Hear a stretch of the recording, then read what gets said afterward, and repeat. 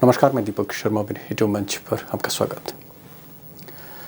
दोस्तों, पैसे का दम कहिए या फिर सिस्टम का खेल कहिए, मोदी और शाह ने बिहार तो जीत लिया, लेकिन खेल अभी बाकी है। बल्कि आप यूं कह सकते हैं कि असली खेल, असली लड़ाई अब शुरू हुई है, क्योंकि आने वाले 3 ऐसे मुकाबले हैं जहां या तो मोदी जीते तो फिर वो तानाशाह की तरफ बढ़ने जा रहे हैं, और अगर मोदी हारे तो फिर विपक्ष कहीं ना कहीं बाउंस बैक कर सकता है। ये 3 मुकाबले ही मोदी और विपक्ष दोनों की अग्नि परीक्षा है, निर्णायक युद्ध है।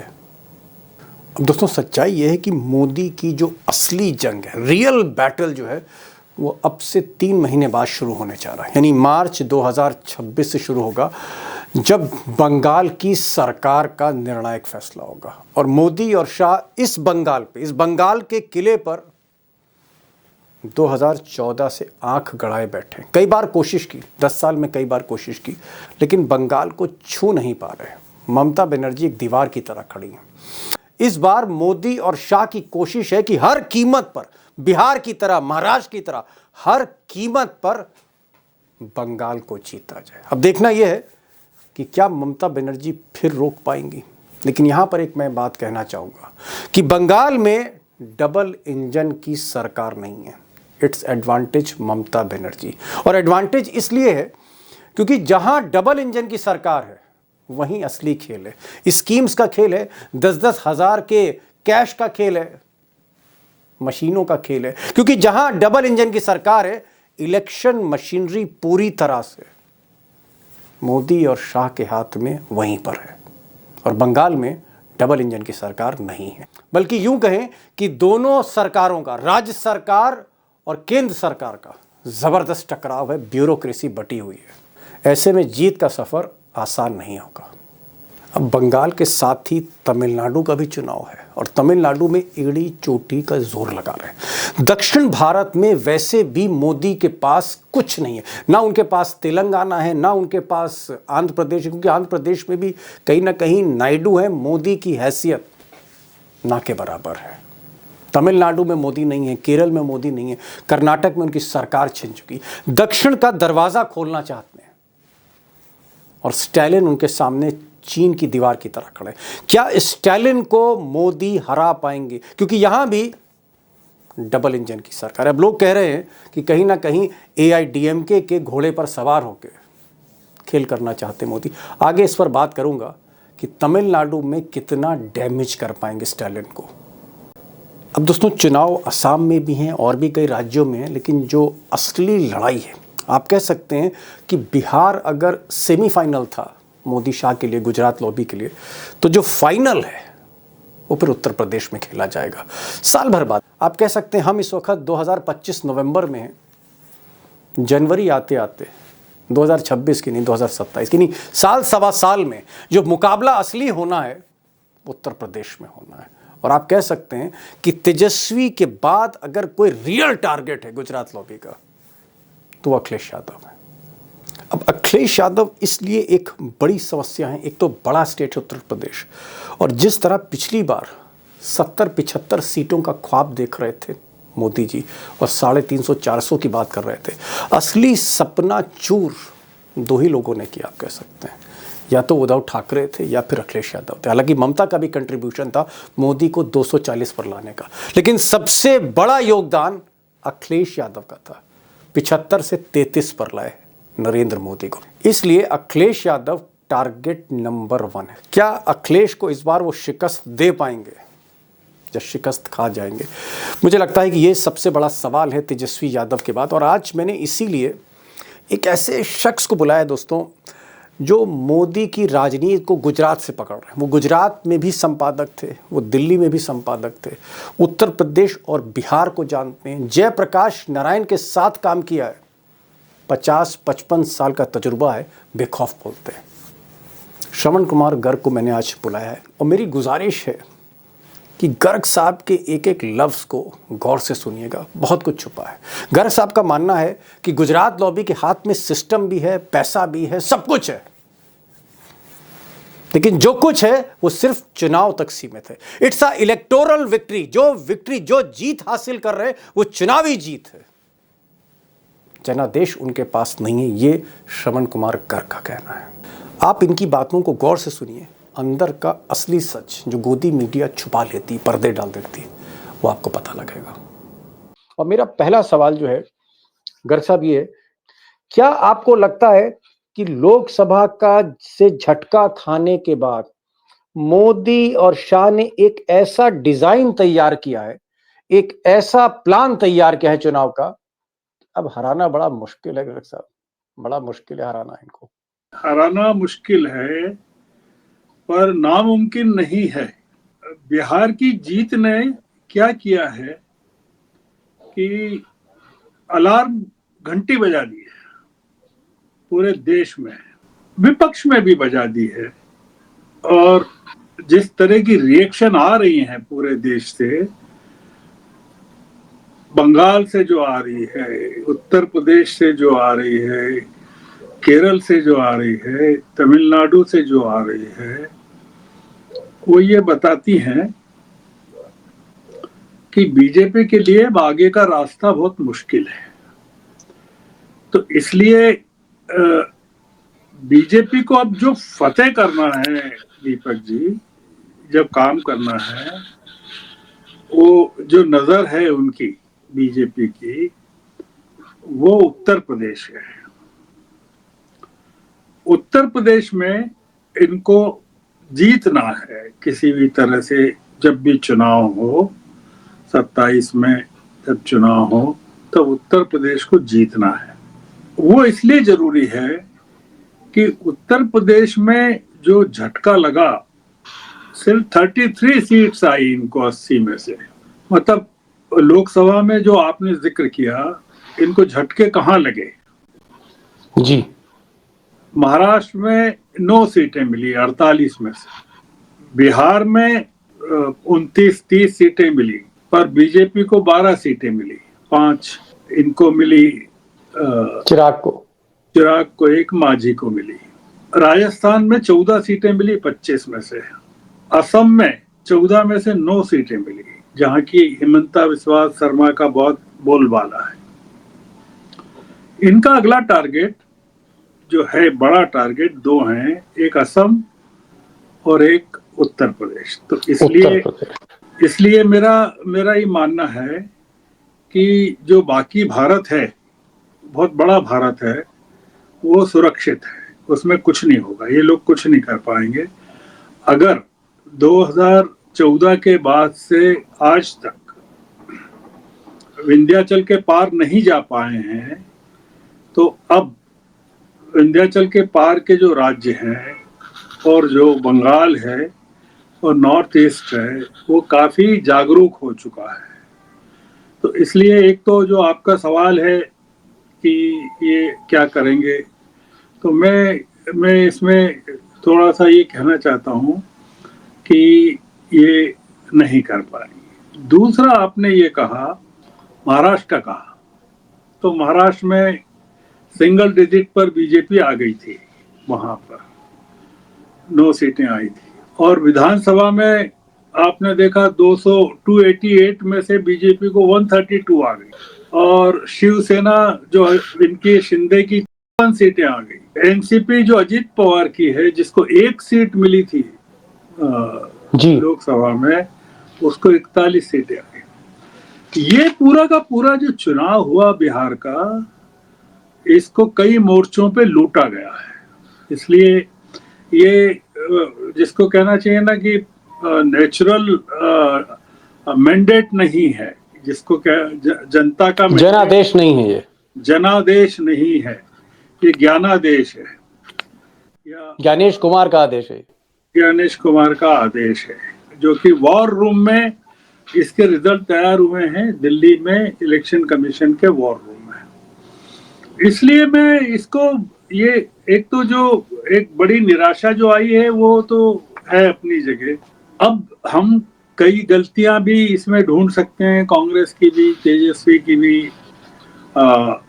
जैसे जो एक इम्पॉर्टेंट फैक्टर है, आप सोचिए कि 3.45% पॉपुलेशन है राजपूतों की, 2.31 पॉपुलेशन है वैश्य लोगों की, बनियों की, 2.87 है भूमिहारों की और 3.66 है ब्राह्मणों की। इनकी टोटल जो पॉपुलेशन है ये चारों कैटेगरीज की वो 12.29 है, पर इनको 95 सीटें मिली, 95 सीट्स बिहार में। और जिसकी 14% पॉपुलेशन है यादव की, उसको सिर्फ 28 सीटें मिली। तो ये जो इलेक्शन हुआ है ये जो बहुत ही कैलकुलेटेड तरीके से मतदाताओं को एलिमिनेट किया गया, एक एक नाम को हटाया गया और नए नामों को जोड़ा गया। तो ये जिसको कहना चाहिए ना कि टेक्नोलॉजी की मदद से इस चुनाव को मैनिपुलेट किया गया। ऐसे नतीजे आ नहीं सकते दुनिया में किसी भी जगह, जैसे हरियाणा में, जैसे महाराष्ट्र में, जैसे बिहार में आए हैं। और इसने क्या किया है कि बीजेपी को बुरी तरह एक्सपोज कर दिया है देश के सामने। देश में चिंता फैल गई है, आशंकित हो गया है देश कि भाई जीत कैसे गए, ऐसे कैसे जीत गए, ये जीत गए और अगर ऐसे ही जीतते गए तो करेंगे क्या देश का। तो हमारा देश इतना डाइवर्सिफाइड है और इतनी विविधता है कि ये इनका इलाका बहुत सीमित हो गया है ऑपरेशन का। इसलिए आप बंगाल के इलेक्शन हुए थे 2022 में, 20 में 2022 में, 2021 में या 22 में, 21 में, जी 21 में, सॉरी 21 में अमित शाह जी ने क्या कहा था, 200 सीटें जीतेंगे। आप सोचिए कितनी सीटें जीते, 70 सीटें, 70 के करीब सीटें। इसलिए मैं बहुत आशान्वित हूं। और बंगाल में आप पाएंगे कि ये जो बंगाल बिहार है ना, इसको उल्टा कर देगी ममता बनर्जी। केवल एक चीज की जरूरत है, वो ये है पूरा अपोजिशन एक साथ हो जाए। सीपीएम तो नहीं लड़ेगी, निश्चित रूप से सपोर्ट नहीं करेगी ममता को, कांग्रेस को करना चाहिए बंगाल में। इंडिया ब्लॉक को रिवाइव करना चाहिए और ममता बनर्जी को तुरंत प्रभाव से उसका प्रभारी बना देना चाहिए इंडिया ब्लॉक का। देश को नेतृत्व करने के लिए एक तरफ अगर राहुल है, एक तरफ ममता बनर्जी है, ये इन लोगों का अश्वमेध यज्ञ रुक जाएगा पूरा का पूरा। गर साहब, आपको क्या लगता है, बिहार में तो देखा भाई सब लोग चौंक पड़े। मुझे तो कुछ बीजेपी के लोगों ने भी बताया कि हमारे बहुत से सीनियर लीडर्स उम्मीद नहीं कर रहे थे, उनको लग रहा था 140 तक आएंगे, 200 पार कर गए। कहीं ना कहीं मुझे ऐसा शक होता है, हो सकता है आपको भी शक होता हो, कि जैसे सारे सिस्टम की लगाम, चाबी जो है वो अमित शाह के हाथ में, और अपने तरीके से वो सारी चीजें चला रहे हैं। क्या बंगाल में भी वोट तो मशीनों पे ही पड़ना है, और मशीनें जो है वो ज्ञानेश कुमार के हाथ में, और ज्ञानेश कुमार अमित शाह के सेक्रेटरी भी रहे हैं मंत्रालय में। क्या आपको लगता है बंगाल में भी बड़ा खेल होगा? बंगाल में बड़ा खेल होगा। एसआईआर में जिस तरह से इन्होंने 1000 से ज्यादा लोगों को झोंका है, बहुत पहले से जो चल रहा है वहाँ, निश्चित रूप से करेंगे बंगाल में। आपने 3 चीजें कही, सिस्टम, पैसा और मशीनें। बंगाल में तीनों काम नहीं आएगा। इसलिए कह रहा हूं मैं कि पिछले 14 सालों से ये तीनों चीजें आजमाई जा रही हैं बंगाल में। वो बंगाल को अगर आप जानते हो, मैं जानता हूं चूंकि अच्छे से, मैं तो 67 में रहा हूं वहां, इसलिए जानता हूं। जब नक्सलवाड़ी का मूवमेंट था तब रहा। वहां ये नहीं चलेगा, मैं आपको ये कहना चाहता हूं। तमिलनाडु में नहीं चलेगा, केरल में, क्योंकि डबल इंजन की सरकार नहीं, आप ये कहना चाह रहे हैं? हाँ? डबल इंजन की वहां सरकार नहीं है, मतलब डीएम और पुलिस कप्तान इनके हाथ में नहीं, ऐसा कुछ?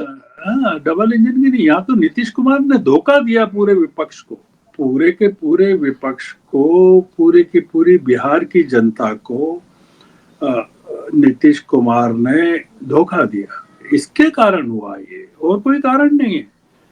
नीतीश कुमार ने अपनी व्यक्तिगत महत्वाकांक्षाओं के लिए बिहार को दांव पे लगा दिया, पर और वापस चले गए बीजेपी के साथ, आप ये कहना। पर बंगाल में कोई नीतीश कुमार नहीं है, और तमिलनाडु में भी नहीं है, और केरल में भी नहीं है, और असम में भी नहीं है।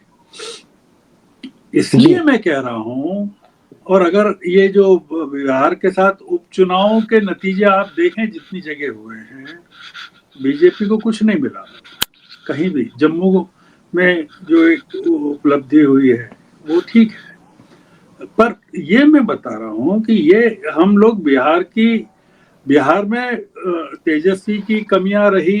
और अब आप सोचिए, बिहार में जितनी जीविका दीदीज हैं जो सरकार के रोल पर हैं, सबको बूथ पे लगा दिया गया वहां जी, जो पैसा भी दिया और बूथ पे भी लगा दिया। ने बूथ पे लगा दिया, और वो महिलाओं के पास जाके उनको बताया कि ये देखिए तुम्हारे खाते में ये 10,000 पहुंच गए हैं।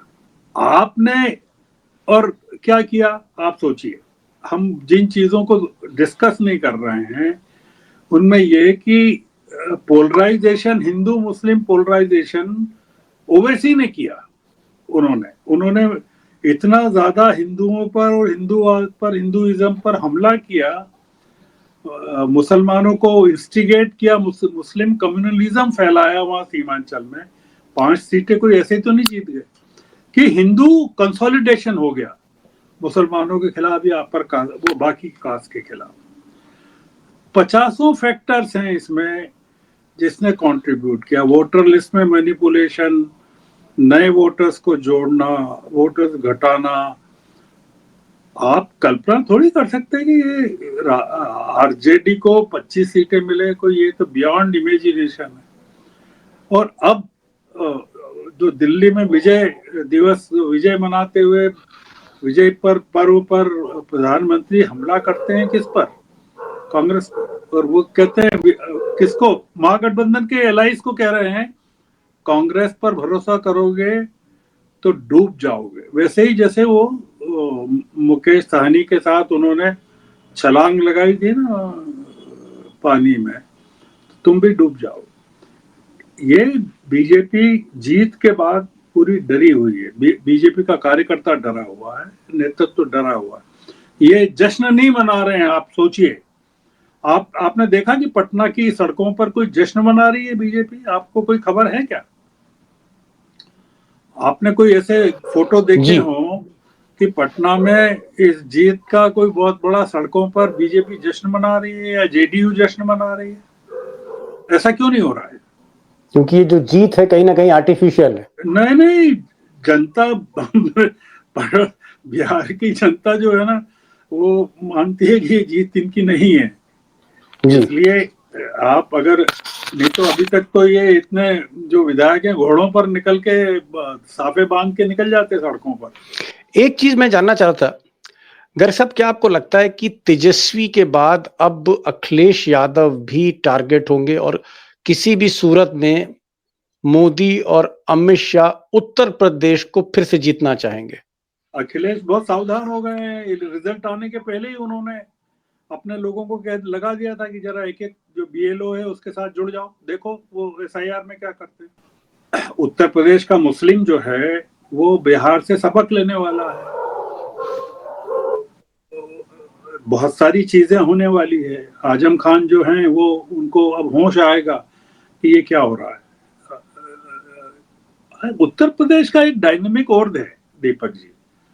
वो डायनेमिक्स ये है कि योगी साहब की पूरी पॉलिटिक्स खत्म हो जाएगी अगर जो मैंडेट बिहार का मिला है वो इन लोगों के जरिए अगर उत्तर प्रदेश में मिल गया तो 2 चीजें संभव है। उत्तर प्रदेश के इलेक्शन के पहले ये योगी को हटाना चाहें, पहली चीज, या उत्तर प्रदेश के इलेक्शन के बाद हटाना चाहें। तो योगी तो बहुत समझदार है। बीजेपी की इंटरनल पॉलिटिक्स में काफी फर्क फर्क मतलब काफी हलचल होने वाली है। इसलिए उत्तर प्रदेश में भी फर्क पड़ेगा, नहीं कर पाएंगे, उत्तर प्रदेश भी नहीं कर पाएंगे, क्योंकि उत्तर प्रदेश में जो मैंडेट लोकसभा चुनाव में कांग्रेस और अखिलेश ने दिया, वो मैंडेट रिपीट करना पड़ेगा। ये लोग करेंगे, अखिलेश और कांग्रेस फिर से करेंगे। राहुल गांधी को भी अब समझ में आ गया कि बिहार में क्या कमियां हुई है, क्या गलतियां रही है, उनकी एब्सेंट ने क्या फर्क किया है। इससे सब लोगों ने बहुत सबक लिया है। ये डिप्रेस होने की या डिमोरलाइज होने की बात नहीं है, गलतियां, खतरे की घंटी बज गई सबके लिए। हाँ हाँ, तेजस्वी को तोड़ा जा रहा है, पूरे परिवार को तोड़ा जा रहा है, उनको डिमोरलाइज कर रहे हैं तेजस्वी को। जी, आप क्या समझते हैं कि ये सफल हो जाएंगे? बिल्कुल नहीं होंगे। एक आखिरी सवाल, मोदी जी ने कहा कि अब वक्त आ गया है जब कांग्रेस दो टुकड़ों में बंट सकती है। हाल फिलहाल में राहुल गांधी के साथ जो हैं वो अलग होंगे और एक अलग धड़ा होगा जो राहुल गांधी की राजनीति के खिलाफ है। क्या आपको लगता है कि कांग्रेस को तोड़ने का आखिरी साजिश होगी, आखिरी साजिश गुजरात लॉबी करेगी कि किसी तरह से तोड़ो नहीं, इसको? कांग्रेस को तोड़ने की बहुत साजिशें चली रही है, वो अभी नहीं कर रहे, बहुत काफी समय से मोदी जी कर रहे हैं। गुलाम नबी आजाद को किस तरह से तोड़ा उन्होंने, चिदम्बरम किस तरह से बयान दे रहे हैं, थरूर किस तरह से बयान दे रहे हैं, बहुत सारे लोग दे रहे हैं। और कांग्रेस को अगर तोड़ते हैं मोदी जी, सफल होते हैं, तो ये थरूर, चिदम्बरम और ये तमाम लोग जो राहुल गांधी को कमजोर कर रहे हैं, ये चले जाए तो बहुत अच्छा है। राहुल गांधी जो काम नहीं कर पाए, मोदी जी कर देंगे, कोई दिक्कत नहीं है। तो जो अभी जो काम राहुल को करना चाहिए, वो काम राहुल कर नहीं रहे हैं। कांग्रेस में जो उनको चेंज करना चाहिए कि जो खरपतवार है उसको हटा के कुछ नए लोगों को, मतलब क्या आपको लगता है कि कांग्रेस में बहुत से ऐसे लोग हैं जो जिन्हें बीजेपी का स्लीपर सेल कहते हैं, यानी कहीं ना कहीं अंदर ही अंदर पर्दे के पीछे कांग्रेस के कुछ नेता बीजेपी से मिले हुए हैं, ऐसा लगता है आपको? देखिए, मैं अब ऐसा आरोप तो नहीं लगा सकता, मेरे पास कोई प्रमाण नहीं है, पर निश्चित रूप से डरे हुए हैं जो कांग्रेस के ज्यादा पैसे वाले लोग हैं, जो कारपोरेट कांग्रेस है वो डरी हुई है। और वो उसको डर लगता है कि मोदी जी कुछ भी कर सकते हैं, उनके पास हमारे सब फाइलें हैं, हमारे सब कारनामे हैं। वो लोग राहुल गांधी के पास को तो, राहुल को तो जब से सत्ता आए हैं, कांग्रेस संभाली, तब से उनके पीछे पड़े हुए हैं, उनको जेल भेजाने के सारे इंतजाम कर रहे हैं। तो कांग्रेस में हैं ऐसे लोग, पर हम ये बात नहीं कर रहे हैं कि क्या बीजेपी में ऐसे लोग हैं जो मोदी को नहीं चाहते हैं। हम कभी इस बारे में बात नहीं करते। बहुत सारे लोग हैं जो वो ये देखना चाहते हैं कि ये जो शक्ति संपन्न हो रहे हैं, ये पार्टी के लिए खतरनाक है, बहुत खराब है। तो इसलिए दोनों तरफ जो है इस तरह के लोग हैं, इसलिए हमको बहुत ज्यादा है भी कांग्रेस में है, निश्चित रूप से बीजेपी के स्लीपर सेल्स हैं। गुजरात में राहुल गांधी ने खुद ने कहा, गुजरात कांग्रेस की मीटिंग में उन्होंने कहा कि हमारी पार्टी में स्लीपर वो ये बीजेपी के लोग हैं, स्लीपर सेल्स। तो वो तो राहुल खुद कह रहे हैं। ये बताइए गर साहब, चलते चलते मुझे लगा ये सवाल पूछ लेना चाहिए आपसे। मोदी के लिए क्या बिहार जीतना बहुत जरूरी था? अगर बिहार हार जाते तो हाँ, वो बीजेपी में विद्रोह होता? क्या बहुत नहीं, जरूरी था मोदी के लिए बिहार जीतना हर कीमत पर? हर कीमत पर जरूरी था। देश को बताना था कि मैं बहुत मजबूत हूँ, जनता मेरे साथ है। पार्टी को बताना था कि मैं बहुत मजबूत हूँ। दुनिया को बताना था, ट्रंप को बताना था, इंटरनेशनल कम्युनिटी को बताना था कि मैं कमजोर नहीं हुआ हूँ। रूस चीन को बताना था कि मैं कमजोर नहीं हुआ हूँ। पर जो नतीजा है, वो जिस तरह से चुनाव जीता गया, उसका परिणाम, उसका नेट रिजल्ट ये है कि मोदी ने बता दिया कि वो बहुत कमजोर हैं। और जिस तरह से उन्होंने चुनाव जीता, वो उनकी कमजोरी का मैनिफेस्टेशन है, एक्सपोजर है। तो इसलिए जो नेट गेन है वो इलेक्टोरल गेन है, पर उनके कॉन्फिडेंस को अगर आप देखें तो इट इज शेकन। जो उनकी स्पीच में प्रकट हुआ कि वो कांग्रेस को नेस्तनाबूद करने पर तुले हुए हैं, कि उसको खत्म कर दिया बिहार में, फिर भी उनको लग रहा है यार ये कांग्रेस तो जिसको अभी कैसे जिंदा है, अभी बाकी है। हाँ, कांग्रेस में बहुत जान बाकी है जी। बड़ी बात गर्ग साहब ने कही। गर्ग साहब ने कहा कि भाई इलेक्टोरल गेन तो मोदी ने कर लिया, मोदी जीत तो गए, लेकिन अभी भी कहीं ना कहीं उनको लगता है कि बहुत सा ऑपरेशन अभी बाकी, कांग्रेस पर गाज गिराना चाहते हैं, कांग्रेस को तोड़ना चाहते हैं। और गर्ग साहब कह रहे हैं कि अगर कांग्रेस को तोड़ेंगे तो जो बीजेपी के स्लीपर सेल हैं वही जाएंगे, निजात मिलेगी। लेकिन एक बड़ी बात इन्होंने कही, उन्होंने कहा कि बंगाल जीतना इतना आसान नहीं है, डबल इंजन की वहां सरकार नहीं, तमिलनाडु में डबल इंजन की सरकार नहीं, लेकिन उत्तर प्रदेश पर नजर मोदी की है और अखिलेश यादव सतर्क हो चुके हैं। लेकिन एक और बात वो कह रहे हैं कि कहीं ना कहीं मेहनत की भी कमी है, अपोजिशन को डिमोरलाइज नहीं होना है, थोड़ा दिल बड़ा करना है। ममता बनर्जी को इंडिया अलायंस का प्रभारी बना दीजिए, राहुल गांधी नेता विपक्ष ने, थोड़ा सा पावर को जो है हल्का सा आप डिसेंट्रलाइज करिए, बाकी धड़ों को सबको साथ लेके चलिए, वरना ये हाल होता रहेगा, मौका मिलता रहेगा। दूसरी बड़ी बात उन्होंने ये कही कि इलेक्शन जो है एक तरह से माहौल बन चुका है, एक माहौल बन चुका है, जिस तरह से महाराष्ट्र में और जिस तरह से बिहार में, ऐसा लगता है जैसे नतीजे डिजाइन कर लिए गए हों दिल्ली में। गर्ग साहब बहुत बहुत शुक्रिया, बहुत बहुत शुक्रिया, आपने समय निकाला। Thank you so much for joining this programme. Thank you so much.